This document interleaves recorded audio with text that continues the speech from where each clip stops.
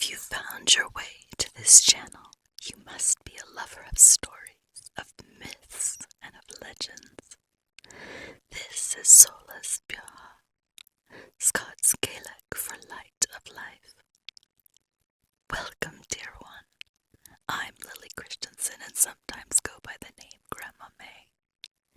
Here at Solas Beatha, we return to the old paths, to stories shaped by firelight, carried through the centuries and remembered in the marrow of the bones. Welcome to my whispering series where I bring you to a magical place somewhere in nature.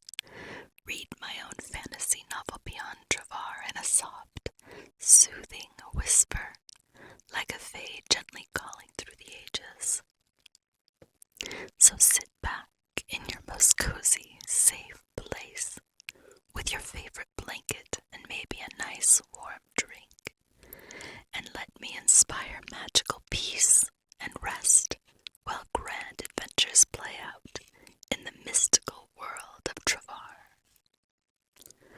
When we last left Jaden and Zachariah, they were at a great feast where things were unsettled. Something was up, but according to Xavier, the premise was secure. And Xavier was going to show his father how grateful he was, and brought in these beautiful, ornate, ceramic platters. And with a flourish, said, "Open your gifts, Zenellian's finest." Canute and his nobles lifted their lids. Jeweled colors shone from the iridescent scaly bodies of irresistibly dazzling and mesmerizing creatures. Every noble exclaimed at the beauty before them, but Jaden gasped. Yellow eyes peered intently at the person in front of them, and before Zachariah could unsheath his sword, the baby dragons lunged at the necks of each noble, including Canute, who looked at Xavier with wild eyes as he tried to disengage the vicious creature. Xavier sat back in his seat smugly. He winked at Jaden, who gaped helplessly. Canute struggled for a short time and died without another word. Once the struggle ended, Xavier stood and gently, almost reverently, handled Canute's crown. "I would like to present myself as King of Zenellian," he said mockingly, understating the pride he clearly felt at the success of his coup d'etat. Everyone cheered except for Jaden and Zachariah as Xavier placed the crown on his own head. Xavier's nobles and servants bowed as he declared with relish, "Never look a dragon in the eye." His loyalist laughed, and he continued, "Perfectly executed. We will tell the people of Zenellian later, but right now it is time to eat." They cheered again. "Well, you know what to do." Xavier's servants detached the dragons from their prey and placed the deadly creatures under the lids of their platters.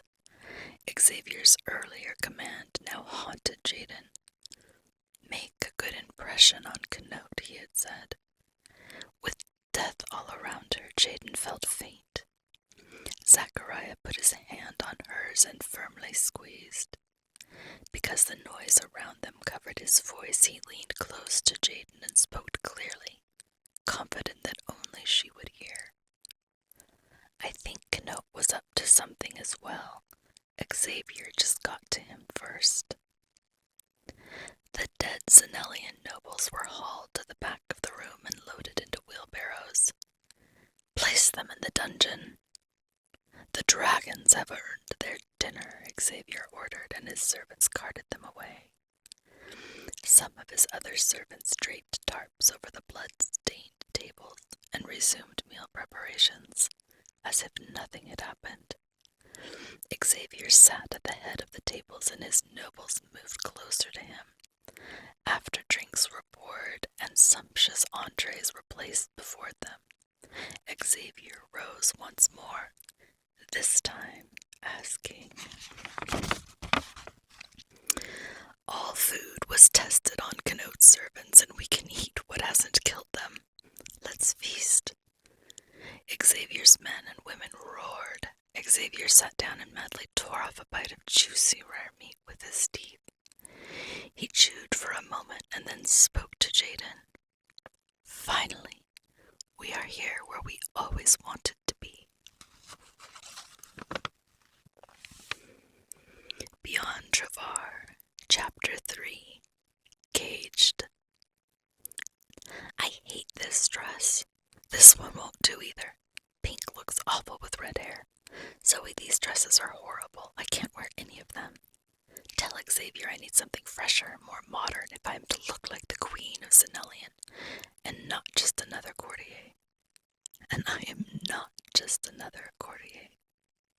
Jaden flung her last dress at the door as her attendant Zoe quickly scuffled away.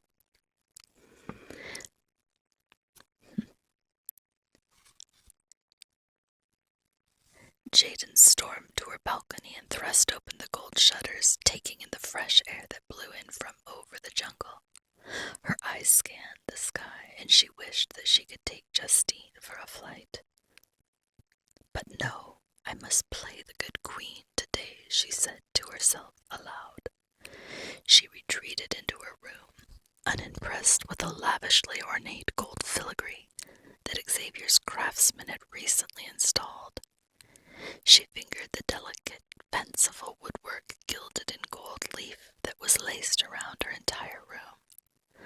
The designs on the high arches of her ceiling interplayed with each other so intricately that it made her dizzy to follow their patterns. Jaden paced the room, waiting for Zoe to return. Although the room was actually quite spacious, Jaden felt cramped. Most likely because she spent most of her time in her room. She certainly never felt at home anywhere else in Xavier's stolen castle. The only other place Jaden preferred was with Justine, whether attending to her in the dungeon or flying upon her back over the surrounding jungle. The feeling of suffocation was what motivated Jaden to install more mirrors in her room. The mirrors made the room feel bigger, and Jaden bought into that illusion with relief. She stopped in front of one of her oversized mirrors, made of many sections that craftsmen had fitted with precision to the curved shape of the wall, from floor to ceiling. You're bored, Jaden. You need to find a better distraction than picking on poor Zoe, she thought. Jaden laughed and then looked at herself in the mirror. Not bad for an old queen, she said aloud, turning to the side and examining her thin midsection and curves. Zoe knocked and entered, carrying a flowing gold gown and a birdcage-like structure. My lady, here is the dress that Xavier commands you to wear. I told him you needed something new. How did he get it so quickly? Never mind. I don't want to know that this is another of Luana's cast-offs. I actually like it. But what is that thing? It goes around your waist and flares the skirt out at the bottom. It's the latest fashion.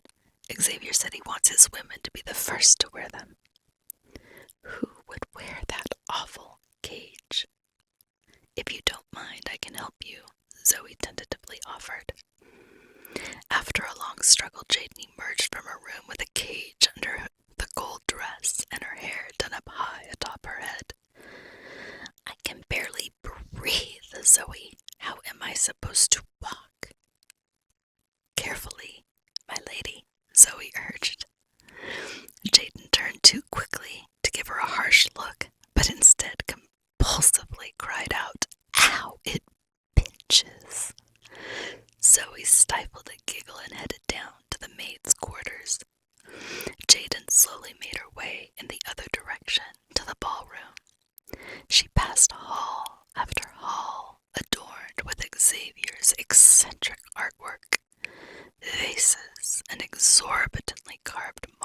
statues, without noticing any of it.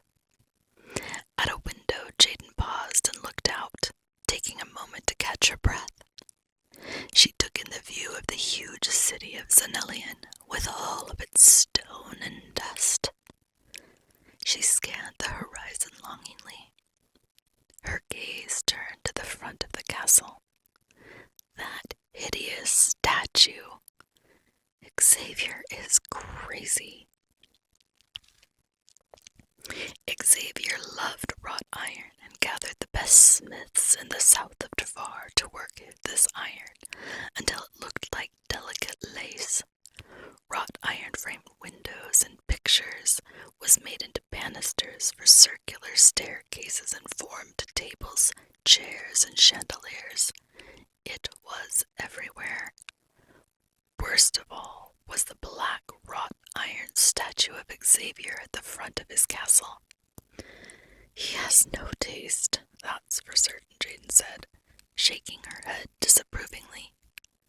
The sun rested heavily in the western sky, and she knew that if she did not keep moving, she would be late, and Xavier would be angry.